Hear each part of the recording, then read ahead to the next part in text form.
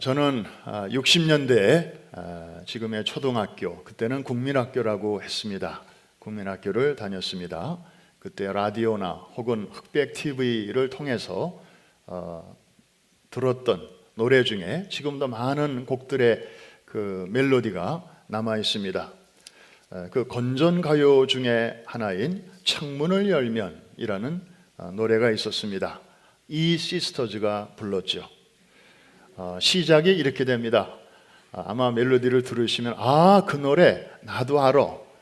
하늘이 부릅니다. 창문을 열면, 이런 노래죠. 온 방에 가득하나 가슴에 가득, 잔잔한 호수같이 먼 하늘에 푸르름이 드리우는 아침입니다. 그리고 2절은 바람이 좋습니다. 창문을 열면 이마에 머리칼을 가슴에 스쳐 먼 어느 바다처럼 사릿 바람 당신과의 옛날을 일깨웁니다. 이런 노랫말인데요. 좀 노랫말이 예사스럽지 않아서 좀 이렇게 자료를 찾아봤더니 역시 청록파 시인 중에 한 분인 박두진 씨가 작사를 했고, 또 가고파로 유명한 김동진 선생님이 작곡하신 그런 노래였습니다. 오늘 설교 제목이 거기서 나왔습니다. 한번 따라해 주시기 바랍니다. 창문을 열면. 집집마다 창문 없는 집이 없죠. 창문의 역할은 무엇입니까? 대문이 있고 창문이 있습니다. 대문은 사람들이 왔다 갔다 하는 곳이고, 창문은 사람이 왔다 갔다 하진 않습니다. 가끔 왔다 갔다 하는 사람이 있다면 도둑입니다. 창문은 주로 이 바깥 세계와 내부 세계를 연결해주는 통로이지요. 그리고 집안의 나쁜 공기 바깥으로 다 뿜어내주고, 또 새벽에 신선한 아침 공기를 집에다가 공급해주는 통로이기도 합니다. 그래서 아침 저녁으로 우리 창문을 잘 열었다가 또 닫으면 온 식구들이 이제 건강하게 잘 자라게 되죠. 혹시 여러분 집은 집인데 창문이 전혀 없는 집 상상해 보셨습니까? 혹시 창문이 있기는 있는데 1년 내내 연 적이 없는, 그냥 언제나 닫혀 있기만 한 그런 집 또한 상상해 보셨습니까? 아마 그 안에 사는 사람들 별로 건강하지 않을 것입니다. 오늘 본문의 이야기는 창문에 대한 이야기입니다. 결론부터 말씀을 드리겠습니다. 혹시 듣다가 피곤해서 좀 입신에 들어가시는 분들을 위해서 결론부터 미리 말씀을 드리는 게 좋겠습니다. 우리 같은 이민자 출신의 다니엘이 정말 시기하는 사람들이 우글거리는 그런 한복판에서 승승장구할 수 있었던 비결이 있다면 그의 집에 열린 창이 있었기 때문입니다. 그의 집에 뭐가 있었다고요? 열린 창이 있었습니다. 아니 도대체 이 창이 어떤 창이길래 다니엘이 그렇게 우뚝 설 수 있었고 이길 수 있었고, 그리고 하나님이 그를 여전히 높여주셨는가?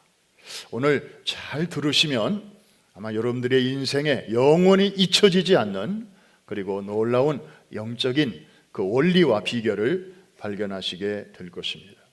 먼저 오늘이 다니엘서 6장인 걸 보니까 벌써 새해가 된 지 6번째 되는 주일인 것 같습니다. 우리가 새해 첫 주일부터 다니엘서를 한 장씩 차례차례 우리가 공부하고 있습니다. 오늘까지가 다니엘서의 전반부가 되겠습니다. 전반부는 히스토리, 역사입니다. 실제로 이 땅에서 있었던 일들을 이제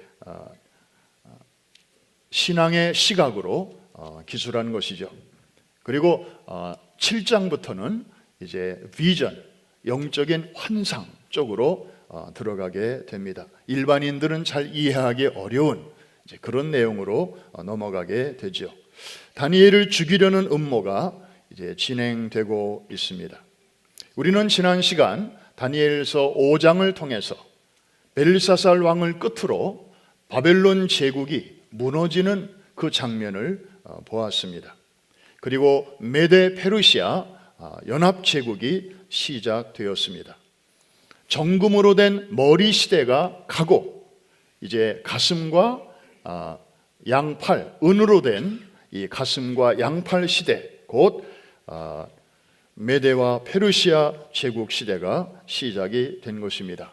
이 새로운 왕국의 초대 지도자는 다리오 왕이었습니다. 자, 다리오 왕이 가만히 생각을 해보니까 이전 바벨론 제국은 단일 제국이었습니다. 단합이 잘 됐습니다. 그런데 자기 나라는 보니까 메데 그리고 페르시아 두 제국이 이제 연합이 된 제국이옵니다. 그래서 어떻게 하면 이것을 좀 효과적으로 더 잘 통치할 수 있을까 고민하다가 모든 조직을 이제 재편하게 되었습니다. 나라 전체를 120개의 조각으로 나누고 미국식으로 말하면 스테이트로 나누고 그 각 스테이트마다 거버너를 세운 것입니다. 그런데 이제 백성들이 내는 그 방대한 세금 그리고 공적 자금을 착복하지 않고 횡령이나 배임하지 않고 이것을 잘 건강하게 유지할 수 있도록 이 120명의 거버너들을 감시하는 3명의 총리를 두게 됩니다. 다니엘은 이 3명의 총리 중에 한 사람이었습니다. 그런데 왕이 다니엘에 대한 신임과 총애는 이 3사람 중에서도 단연 탑이었습니다. 왜 그랬을까요? 우리가 지금까지 다니엘서를 통해서 본 것처럼 다니엘은 지혜와 명철이 아주 탁월했습니다. 아무도 풀지 못하는 왕의 꿈을 알아맞혔고 그리고 그 꿈의 내용을 기가 막히게 해석했고 그리고 그가 해석한 대로 다 이루어지고 있었습니다. 게다가 다니엘은 여호와를 섬기는 경건한 하나님의 사람이다 보니까 그의 사생활 역시 도덕적으로 깨끗했고 재정적으로 투명했습니다. 자, 그런데 이 타락한 그 당시의 관리들의 관점에서 볼 때 이 다니엘은 그들에게 장애물일 수밖에 없었습니다. 아니 똑같이 좀 착복하고 똑같이 횡령하면 자기들도 편할 텐데 다니엘이 그렇지 않게 그냥 까마귀들 모인 가운데서 백로처럼 우뚝 서 있으니까 눈에 가시처럼 보였던 것입니다. 저놈만 없어지면 우리 세상이 될 텐데 그래서 결국에는 이 120명의 거버너들과 다른 2명의 총리들이 작당을 해가지고 다니엘 제거 작전에 돌입하게 됩니다. 그들의 생각은 이런 것이었습니다. 저 다니엘은 왕에게 아주 충성을 다한다. 그 까닭은 무엇보다도 자기 하나님에게 충성하기 때문이다. 만일 다니엘에게 왕이냐 하나님이냐 둘 중에 하나를 선택하게 만들면 다니엘은 분명히 하나님 편을 선택할 것이다. 그렇게 되면 그는 왕과 갈등이 생기게 될 것이고 결국에는 그의 목이 날아가게 될 것이다. 그래서 이들은 한 법안을 왕에게 제출합니다. 그 골자는 이런 것입니다. 왕은 우리가 섬기는 신의 대리자입니다. 그러므로 신에게 드리는 기도나 왕에게 드리는 기도가 같은 것입니다. 그런데 우리나라 사람들은 이제 이 나라의 단합을 위해서 30일 동안 다른 신에게는 기도하지 못하게 하고 왕에게 기도하도록 그렇게 법안을 만든 것입니다. 그리고 이것을 어기면 굶주린 사자굴에 누구든지 집어넣는다. 왕이요, 이 법안을 통과해 주시면 왕에게도 아주 유익이 많을 것입니다. 이 두 개가 하나로 이루어진 이 새로운 제국이 보다 단단해질 것이고, 백성들에게는 왕의 권위를 더 돈독하게 세워주는 그런 효과가 있을 것입니다. 이 말을 듣고 이 다리오 왕이 그럴듯하구나, 도장을 꽝꽝 찍어 주었습니다. 큰일 났습니다. 이 다니엘의 딜레마는 아주 생각보다 심각했습니다. 경건한 성도로서 죽음을 맞이할 것이냐, 아니면 불경건한 사람으로서 목숨을 그저 이어갈 것이냐, 양자택일의 상황이었던 것입니다. 그런데 이 둘 중에서 어떤 길을 선택하든지 다니엘은 패자였고 저들은 승자였습니다. 얼마나 교묘한 프레임에 지금 다니엘이 걸려들고 있는 것입니까? 사실 다니엘이 사자굴을 피하려면 방법은 있었습니다. 한 달 동안만 기도를 쉬면 됐습니다. 아니면 기도를 멈출 수 없다면 한 달간 창문을 닫고 아무도 모르게 자기 집에 골방에 들어가서 소리내지 않고 은밀하게 기도하면 되는 것이었습니다. 그리고 사람들한테 나 기도 안 했어 이렇게 말하면 될 것입니다. 그러나 다니엘은 조금도 흔들리지 않았습니다. 우리가 본문에서 본 것처럼 보란듯이 창문을 열어 제꼈습니다. 한 번 더 제목을 따라해 주시기 바랍니다. 창문을 열면. 그리고 그는 as usual, 전에 행하던 대로 하던 일을 계속했습니다. 우리 10절 말씀이 요절인데 같이 한번 큰 소리로 읽어보겠습니다. 시작. 다니엘이 이 조서에 왕의 도장이 찍힌 것을 알고도 자기 집에 돌아가서는 윗방에 올라가 예루살렘으로 향한 창문을 열고 전에 행하던 대로 하루 3번씩 무릎을 꿇고 기도하며 그의 하나님께 감사하였더라. 참 저기서 우리의 그 생각의 걸음을 멈추게 하는 단어가 저 중앙에 딱 있네요. 한번 따라해 주실까요? 전에 행하던 대로.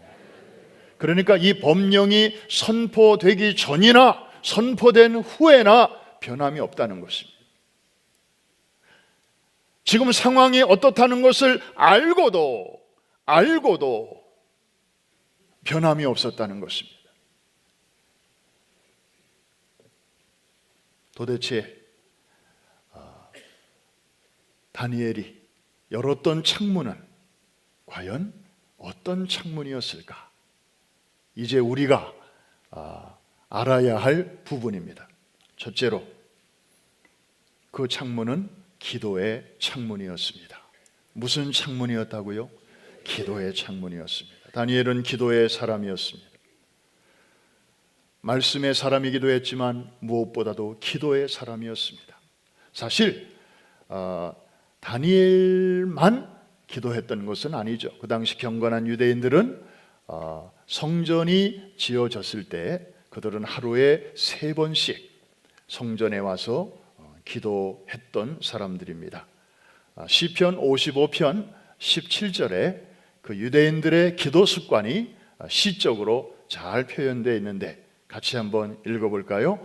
저녁과 아침과 정오에 내가 근심하여 단식하리니 여호와께서 내 소리를 들으시리로다. 3번 보이시나요? 언제 시작하죠? 저녁. 우리의 하루는 아침으로 시작하지만 유대인의 하루는 저녁부터 시작하죠. 창세기에 나타나듯이 저녁, 그 다음에는 아침, 그리고 정오. 이슬람 신자들은 5번을 기도하지만 유대인들은 하루에 3번을 저렇게 기도했습니다. 다니엘은 그 조상 대대로 이어져 오는 저 경건한 기도의 습관을 놓치지 않았고 자기의 삶의 거룩한 습관으로 그렇게 행하고 있었습니다. 우리가 여기서 한 가지 주목해야 할 것은 다니엘은 기도하되 우리들처럼 평소에는 기도 잘 안 하다가 특별한 일이 터질 때만 왕창 몰아서 기도하는 그런 스타일이 아니었습니다. 이 말을 들으면서 좀 찔리는 분이 계실지 모르겠습니다. 평소에 주일 예배만 겨우 나오던 분이 어느 날 새벽 기도나 금요 예배에 짠 하고 나타나시면 목회자의 마음은 두 가지가 이렇게 오버랩이 됩니다. 첫째, 아유 반갑다. 아유 저분이 새벽에 나오셨네. 아유 저분이 금요 예배로 나오셨네. 두 번째, 걱정됩니다. 혹시 무슨 또 기도의 제목이 생겼길래, 무슨 일이 터졌길래 또 저렇게 달려 나오셨나. 사랑하는 성도 여러분, 목회자의 마음을 불안하거나 이렇게 염려하거나 근심하게 만드는 일이 없기를 주의 이름으로 축복합니다. 그거 안 나가다가 안 하던 짓을 하면 목회자가 저렇게 불안해하는구나. 그러면 새벽에 아유 나가고 싶어도 아유 안 나가야 되겠다. 꼭 그렇게 또 생각이 돌아가는 분들이 있어요. 평소에 잘 하시라 이 말입니다. 한번 따라 하십시다. 평소에 잘하자. 그냥 꼭 일이 터질 때만 그렇게 새벽 제단, 금식 이런 거 하지 말고 그냥 월삭 금식 한다 그럴 때 나와서 금식하시고, 또 새벽 기도 에브리데이 이렇게 나오는 것은 좀 힘들지라도 적어도 이렇게 마음에 정한 날짜에 그저 일주일에 한두 번이라도 이렇게 나와서 토요일 날 같은 때 좀 자녀들과 함께 나와가지고 이렇게 기도하는 습관을 들이면 아마 다른 날 나와도 그렇게 목회자가 놀라는 일은 없을 것입니다. 사랑하는 성도 여러분, 기도는 연약한 우리와 전능한 하나님을 연결해주는 거룩한 동아줄인 줄로 믿습니다. 기도의 시작이 기적의 시작인 줄로 믿습니다. 우리 옛날 복음성가 중에 참 괜찮은 노래들이 많이 있어요. 짧으면서도 그 의미가 아주 이렇게 마음에 확 와닿는. 요새 노래도 참 좋은 노래들이 많지만 요새 노래는 조금 이 박자도 좀 어렵고 막 이렇게 당김음 같은 게 많고, 그래서 좀 연세 있으신 분들은 따라하기가 좀 어렵죠. 옛날에 이런 노래도 있었습니다. 아시는 분들은 같이 한번 따라해 주실까요? 기도할 수 있는데 왜 걱정하십니까? 기도하면서 왜 염려하십니까? 주님 앞에 무릎 꿇고 간구해 보세요. 마음을 정결하게 뜻을 다하여 기도할 수 있는데 왜 걱정하십니까? 기도하면서 왜 염려하십니까? 둘 중에 하나만 하시기를 주의 이름으로 축원합니다. 기도하면서도 염려하는 사람이 있고, 또 기도하면서도 또 걱정하는 분이 있으면 정말 이분은 너무 안타까운 분입니다.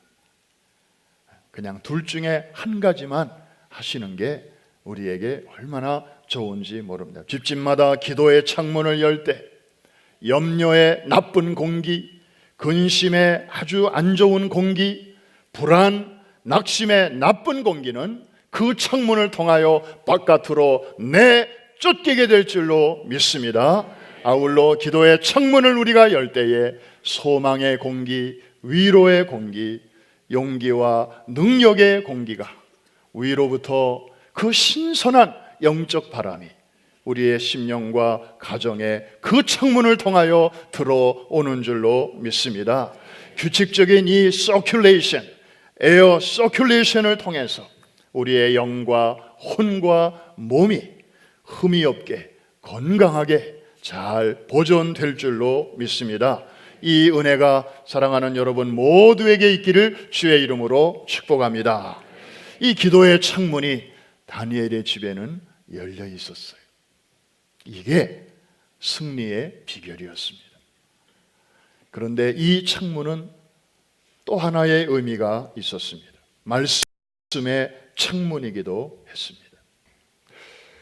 무슨 얘기일까요? 다니엘은 평소에 전에 하던 대로 늘 하루에 3번 기도할 때 창문을 열었다 했는데 동쪽에도 창문이 있었을 것이고 서쪽에도 있었을 것이고 남쪽에도 있었을 것이고 북쪽에도 있었을 것인데 그는 항상 한쪽으로만 창을 열었습니다. 어디를 향한 쪽일까요? 예루살렘 쪽을 향한 창문을 열었습니다. 두 가지로 해석할 수 있습니다. 다니엘은 누구보다도 나라와 성전을 사랑했던 사람이었다. 우리 한인 이민자들도 이민 초기에 캘리포니아로 이사 오신 분들이 주변에 아는 사람 별로 없고 집 생각이 날 때마다 그 캘리포니아 바닷가로 나가서 그 태평양 바다를 바라보면서 야, 저 바다 끝에는 두고 온 내 나라, 내 민족, 그리고 우리 부모님, 그리고 내 형제들이 아직도 거기 잘 계시겠지. 그 하늘에 날아가는 비행기를 바라볼 때마다 내가 비록 몸은 여기 있지만 내 마음만이라도 저 비행기 타고 한국에 가고 싶구나. 그러면서 눈물을 훔쳤던 그런 시절이 있지 않습니까? 그런데 다니엘의 마음은 그 이상이었습니다. 단순히 그저 조국과 성전을 그리워하는 마음에서 그쪽을 향하여 창문을 연 것만은 아니었다는 것입니다. 더 중요한 것은 아주 오래전에, 그러니까 지금으로부터 그때로부터 약 30년 전 솔로몬 왕이 성전을 짓고 봉헌을 할 때에 그가 하나님 앞에 드린 기도가 있었습니다. 그 기도가 이제 하나님과의 약속이 되었습니다. 그 기도의 내용이 뭐냐 하면, 하나님, 오늘 우리가 이렇게 감격스럽게 이제 성막 시대를 정리하고 이제 성전을 지어 봉헌하게 됩니다. 여호와의 법궤를 지성소에 안치했습니다. 주여, 이 성전을 기쁘게 받으시고 주님 늘 임재하여 주시옵소서. 행여나 먼 훗날 우리가 하나님께 범죄하여 우리가 이 땅에서 쫓겨나거든 우리가 잘못을 회개하고 그 쫓겨난 곳에서 이 성전을 향하여 우리가 손을 들고 회개하며 기도할 때에 하나님, 우리의 기도를 들으시고 흩어진 우리 민족을 다시 이곳으로 돌아오게 하여 주시옵소서. 꼭 그렇게 해 주시옵소서. 솔로몬이 드렸던 기도였습니다. 하나님은 그 기도를 아주 기쁘게 받아 주셨습니다. 그래서 이것이 훗날 성전 언약이 된 것인데, 열왕기상 8장 48절부터 50절 사이에 그 내용이 잘 나타나 있습니다. 우리 직접 한번 읽으면서 확인해 보십시다. 솔로몬의 기도입니다. 시작.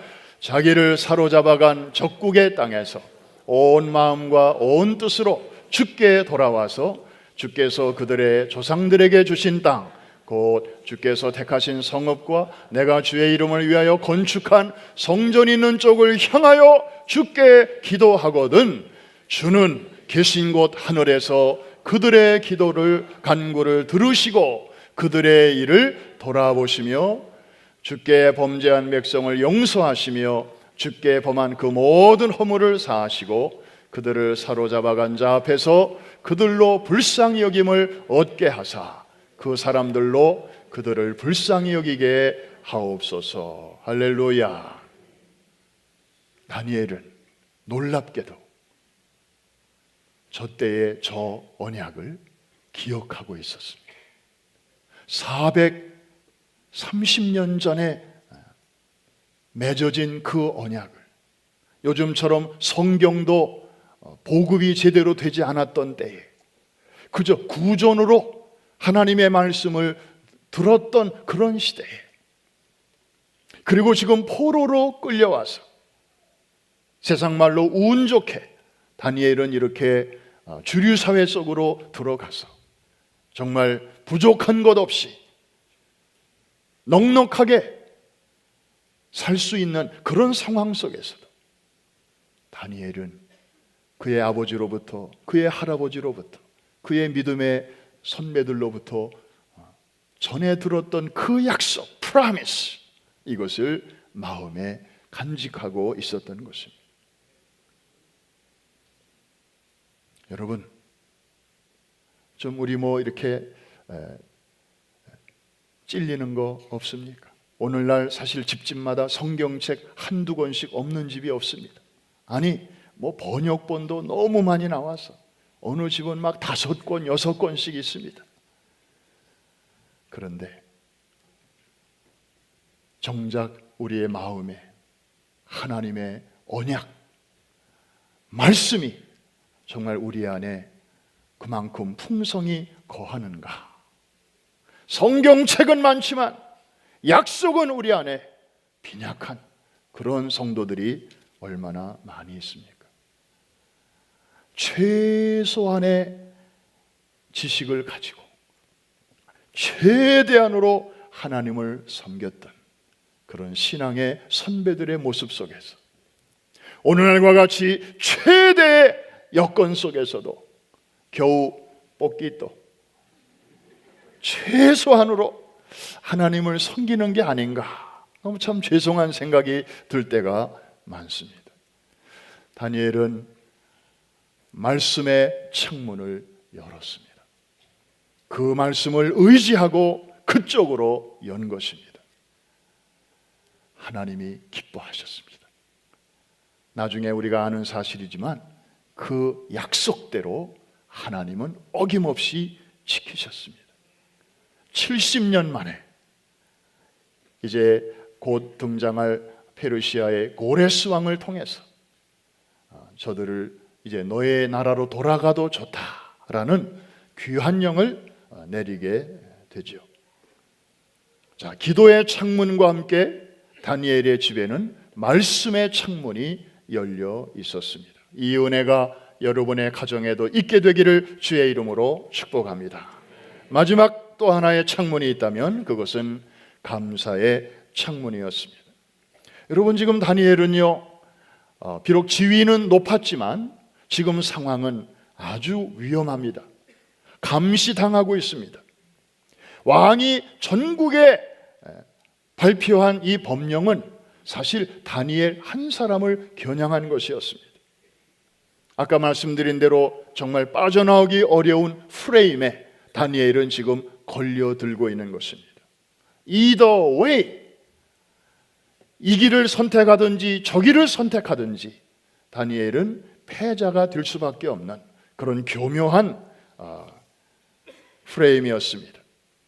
참 낙심할 수밖에 없는 그런 상황에서, 그런데도 그는 감사를 놓치지 않았습니다. 우리 6장 10절 우리 다시 한번 읽을 때에 맨 마지막 부분을 여러분들이 주목하시면서 읽어보시기 바랍니다. 시작. 다니엘이 이 조서에 왕의 도장이 찍힌 것을 알고도 자기 집에 돌아가서는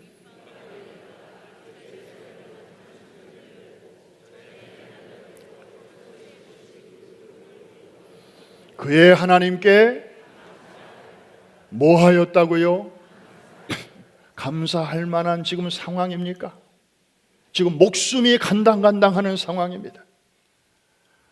이렇게 하자니 저게 걸리고 저렇게 하자니 이게 걸리고, 그리고 그 결과와 대가는 무슨 감봉, 무슨 면직 정도가 아니고 굶주린 사자굴에 던져 지울 수밖에 없는 일생일대의 최대 위기였습니다. 스파이들이 집 주변에 깔려있는 상황 속에서 그러나 다니엘은 꿈쩍하지 않았습니다. 그들은 드디어 걸려들었다. 즉각적으로 이 사실을 보고했고 왕은 어쩔 수 없이 다니엘을 사자굴에 던져 넣어야만 했습니다. 다니엘은 사자굴에 던져질 뻔한 게 아니었습니다. 실제로 던져졌습니다. 그런데 다니엘은 염려하지 않았던 것 같습니다. 지난날 그의 세 친구들이 믿음을 지키다가 평소보다 7배나 뜨거운 풀무불에 던져졌었던 일을 다니엘은 그 당시 그 현장에는 없었지만 익히 잘 알고 있었습니다. 3명이 들어갔는데 결국에는 4명이 보였고 그 불 속에서 하나님의 사자가 저들을 지켜주셨던 것을 다니엘은 잘 알고 있었습니다. 이번에는 자기 차례인 것을 알았겠죠. 그래서 그는 담담하게 자기에게 주어진 이 결과를 받아들였습니다. 하나님께서는 지난날의 용광로 속에서 지켜주신 것처럼 이제는 다니엘을 사자굴 속에서 지켜주셨습니다. 너무나 우리가 잘 아는 내용입니다. 그리고 다니엘은 건짐을 받았고 그 대신 다니엘을 사자굴에 집어넣었던 그 고약한 사람들은 아까 영어 성경에 보니까 그들만이 아니라 그들의 와이프들 그리고 그들의 칠드런들까지 사자굴 사자밥이 다 되게 했다고 했습니다. 놀라운 반전, 역전이 거기서 일어나게 된 것입니다. 사랑하는 성도 여러분, 오늘 이 사건을 통해서 우리는 정말 이렇게 적대적인 세상에서 우리는 어떻게 살아가야 하는 것입니까? 이리들이 우글우글하는 것 같은 세상 속에서 양으로 부름받은 우리가 이리가 될 수는 없고 양으로서 이 시대를 헤치고 나가야 되는데 어떻게 살아가야 하는 것입니까? 우리도 다니엘처럼 창문을 열어야 될 줄로 믿습니다. 오늘날 많은 사람들이 창을 열긴 엽니다. 그런데 영적인 창문이 아니라 컴퓨터의 창문을 엽니다. 윈도우를 열심히 엽니다. 핸드폰을 들여다봅니다. 한국도 그렇고 미국도 그렇고 성인들이 평균 하루에 이거 붙들고 씨름하는 시간이 직업상 하는 게 아니고 그냥 신문도 보고 뉴스도 보고 드라마도 보고 하여튼 평균 3시간을 이걸 들여다보고 있다고 합니다. 일주일이면 14시간, 20시간 가까이 이제 이걸 가지고 씨름하고 있는 것입니다. 우리는 묻고 싶습니다. 그런 분들이 정말 하나님을 향하여 기도의 창문을 여는 시간은 하루에 몇 시간인지, 아니 몇 분인지, 애들 앞에서 정말 우리 부모들이 기도의 창문을 열고 말씀의 창문을 열고 그리고 입에서 나오는 말 중에 감사의 창문을 여는 순간이 정말 얼마나 되는지 애들은 본대로 합니다. 애들은 부모의 앞모습이 아니라 뒷모습을 통해서 더 많이 압니다. 오늘날 너무나 많은 사람들이 영적인 창문은 굳게 닫힌 채 세상을 향한 창문을 여기저기 너무나 많이 엽니다. 거기서 행복이 오는 줄로 기대하고, 그러나 세상을 향해서는 100개의 창을 열어도 1000개의 윈도우를 열어도 세상에 열린 문 가지고는 결코 행복할 수 없다는 것을 깨닫게 됩니다. 오히려 세상을 향해서 열려진 창문을 통해서는 오히려 사람이 망가지기도 합니다. 가정이 무너집니다. 이 세상을 향하여 열린 문으로는 행복이 들어오는 것이 아니라 죄악이 들어오고 유혹이 들어오고 시험이 들어오고 범죄가 들어옵니다. 현대인들의 탈선과 방황과 좌절은 우리가 영적인 문은 닫힌 채 세상으로 향한 문을 너무 많이 너무 크게 열기 때문인 것입니다. 그러나 기도의 창문을 여는 사람, 말씀의 창문이 열려 있는 사람, 어떤 상황 속에서도 감사의 창문이 닫히지 않는 사람, 이런 일들이 절대 일어나지 않을 줄로 믿습니다. 하나님께서 우리에게 은혜를 주시고 감당할 수 있는 힘을 이 영적인 창문을 통하여 우리에게 공급하여 주시는 줄로 믿습니다. 요즘 가족 예배 드리는 집들이 많이 있음을 봅니다. 또 아름다운 이야기들이 벌써 많이 들립니다.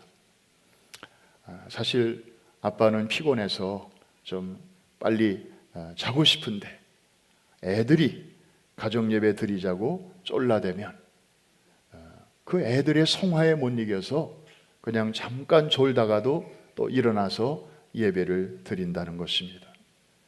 어떤 가정은 아이들이 예배를 인도하는 집이 있어요. 아이가 예배위원장이고 부모가 예배위원입니다. 한 번 시켰는데 그 다음도 지가 또 하겠다고. 그래서 every Sunday에 또 every day에 가정 예배를 드리려 치면 아이가 그렇게 예배를 인도하는데 부모들이 깜짝깜짝 놀라는 거예요. 그냥 한없이 어린아이인 줄만 알았는데 기도하는 거 보면 어쩌면 그렇게 생각이 멀쩡하고,